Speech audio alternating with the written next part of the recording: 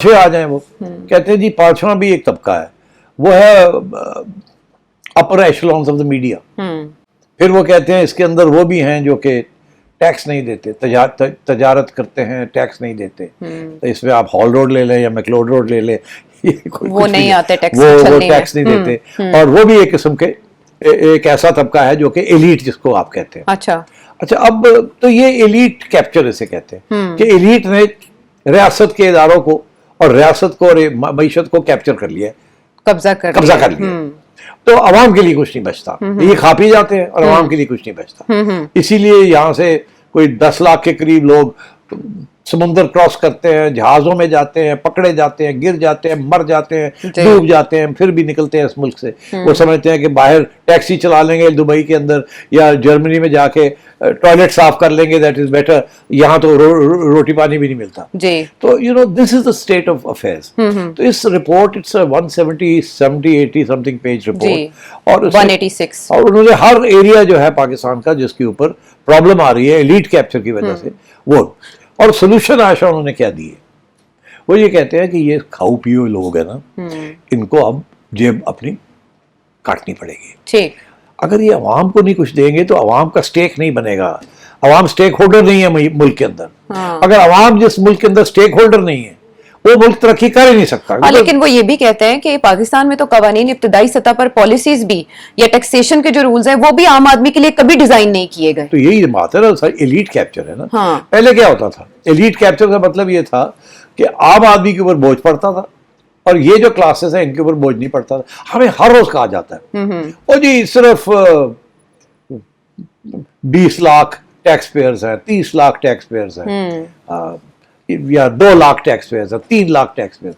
तो क्यों, तो क्यों नहीं है ज्यादा टैक्स? आपका काम है लाना, उसके लिए तो इन्होंने ऑडिटर्स भी हायर किए और सिस्टम में चेंजेस, इतनी बड़ी एफबीआर बनाई गई और वो जो लोग ऑलरेडी टैक्स दे रहे हैं उन्हीं के ऊपर दोबारा, और इनको बहुत से और इकदाम किए जा सकते हैं, ये करते नहीं है। अब पहली दफा ये हुआ कि इन्होंने क्या किया कि इन्होंने टैक्स लगाने शुरू कर दिए और ठीक ठाक टैक्स लगाना शुरू कर दिया है आपके ऊपर भी। सैलरीड क्लास को पहली दफा अप कर दिया, उसको टैक्स ज्यादा स्क्वीज कर रहे हैं।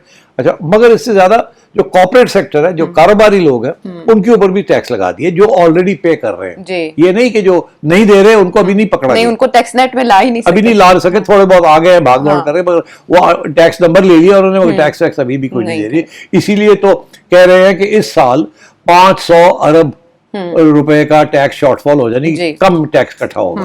हालांकि हमें ये कहा गया था कि अब पूरा हो जाएगा, हमने टैक्स लगा दिया, कोई बचेगा नहीं, ये नहीं होगा, वो नहीं होगा। पता लगा वो टैक्स ही पूरा नहीं हो रहा जो आप कह रहे थे। तो वो भी एक मसला है हमारे लिए।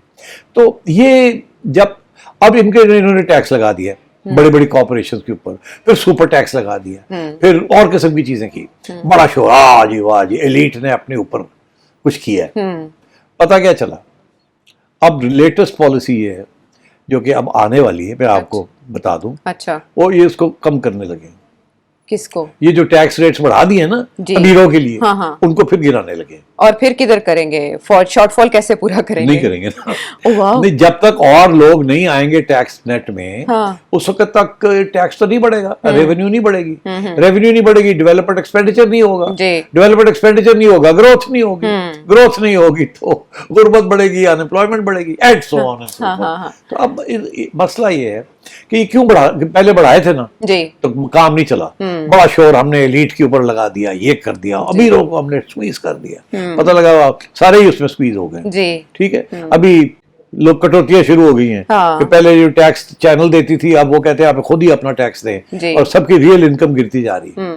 अब इनकम क्या है, 100 रुपए आपको मिलते हैं, उसमें से 15 रुपए या 20 रुपए वो टैक्स काट लेते हैं, 80 रुपए बाकी रह गए कितने? 80 में से जब आप मार्केट जाते हैं या शॉपिंग मॉल जाते हैं तो 20%, 18% सेल्स टैक्स वहां वो काट लेते हैं आपकी हर परचेज पे, हर परचेज।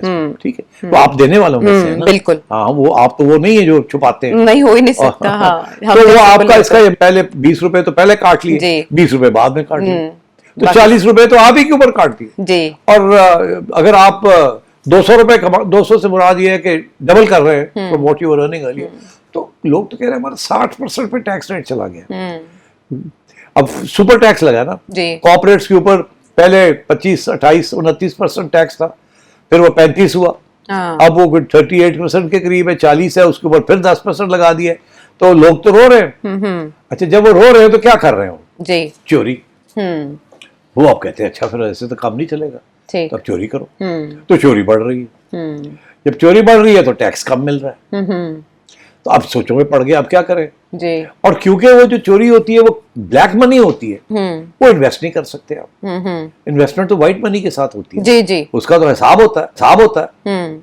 تو اگر آپ کے پاس پیسہ ہی بلیک ہے تو ٹیکس بھی نہیں دیتے آپ, تو پھر انویسٹ بھی نہیں کریں گے. تسی کی کر دے ہو, تسی بوریاں چ رکھ کے کالج بٹھا دیں ہو یا بینک پا دیں ہو فار انٹرسٹ. اور اب بڑے عرصے سے ٹیکس ایمنیسٹی اسکیم بھی نہیں آئی. سو ایمنیسٹی اسکیم کے ساتھ ہوتا کچھ بھی نہیں ہے. اچھا تو اب بتا, میں یہ کہہ رہا ہوں آپ سے کہ اگر یہ زیادہ ٹیکس بڑھاتے ہیں تو معیشت بیٹھ جاتی ہے, اگر یہ کم کرتے ہیں تو ٹیکس زیادہ نہیں ملتا, تو ویسے ہی دروازے بند ہو جاتے ہیں. اور ٹیکس نیٹ میں لانے میں سیاسی مجبوریاں حائل ہوتی ہیں. بالکل 100%.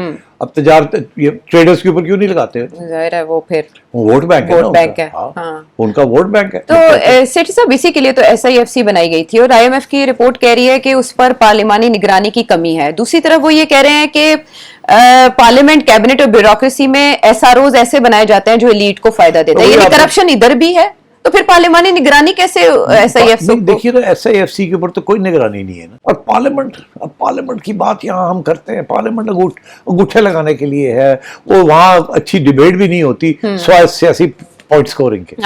تو وہ ایک تو پارلیمنٹ کی کارکردگی جو ہے اس کے اوپر بھی بڑے سوال کھڑے ہو گئے. تو میں یہ آپ سے کہہ رہا ہوں کہ آپ کے جو سارے ادارے ہیں نا, they have all been corrupted. اچھا, نیب کے اوپر بھی تنقید ہے, کوئی ایف آئی اے کے اوپر بھی, سب کے اوپر ہے, سارے جتنے آپ کے قانون نافذ کرنے والے ادارے. This is what happens. یہ ایلیٹ کیپچر کا مطلب یہ ہے کہ ایلیٹ نے سارے ادارے جو ہیں اس کو قبضہ کر لیے. چلیں, تو ان شارٹ اگر ہم یہ کہیں کہ یہ وہی نقائص ہیں جو پاکستان کے سسٹم میں موجود ہیں اور بہت بوسیدہ ہو چکا ہے نظام, تو ناقابل علاج ہے. اگر یہ رپورٹ سامنے آتی ہے تو اس حکومت کے خلاف چارج شیٹ ہے, نہیں وارننگ شاٹ ہے, کیا ہے؟ اس حکومت کے خلاف نہیں ہے, پھر یہ ایلیٹ کے خلاف ہے. حکومت صرف ایلیٹ کی نہیں ہے نا, تاجر لوگ تو نہیں ہیں اس حکومت میں, بڑے بڑے سرمایہ دار تو اس حکومت میں نہیں ہیں. اس حکومت کو چلانے والے سول بیوروکریسی ہے, سول ملٹری بیوروکریسی. تو سب سے بڑی تنقید تو ان کے اوپر آ رہی ہے کہ آپ you are supposed to be the steel frame of the state. آپ ہی اکاؤنٹیبل نہیں ہیں تو پھر آگے کس کو آپ اکاؤنٹیبل کریں گے؟ تو اس قسم کی چیزیں چل رہی ہیں اس رپورٹ کے اندر. ہم جیسے لوگ کافی عرصے سے یہ باتیں کر رہے ہیں, اسی لیے کچھ لوگ ہیں وہ کہتے ہیں انقلاب آئے گا تو یہ ایلیٹ کیپچر ختم ہو جائے گی, عوامی کیپچر ہو جائے گا.